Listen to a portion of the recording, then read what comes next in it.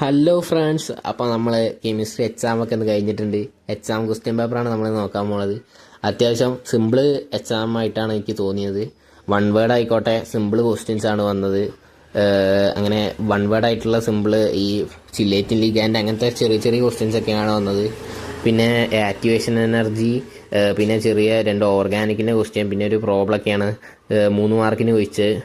പിന്നെ ഓർഡറും molecularity difference, പിന്നെ 3 ടേംസ് തന്നിട്ട് അത് എയിലേക്കാന്നൊക്കെ ചോദിച്ചു. പിന്നെ ഗേറ്റ് ടു CR-07 പ്രിപ്പറേഷനും, പിന്നെ നല്ലൊരു ടേബിളും, പിന്നെ എൻട്രീസ്ലോയും ഒക്കെ ചോദിച്ചു. അത്യാവശ്യം സിമ്പിൾ ക്വസ്റ്റ്യൻ പേപ്പർ ആയിരുന്നു. പിന്നെ 4 മാർക്കിനൊക്കെ വെർണേഴ്സ് തിയറി, അതിൻ്റെ പോസ്റ്റുലേറ്റ്സ്, നെസ്റ്റിക്കേഷൻ, ഡാനിയൽസല്, ആൾഡോഡ് കണ്ടൻസേഷൻ, അങ്ങനത്തെ സിമ്പിൾ ക്വസ്റ്റ്യൻസും ഓർഗാനിക്കത്തെ അത്യാവശ്യം നല്ല ക്വസ്റ്റ്യൻസുമാണ് ചോദിച്ചത്.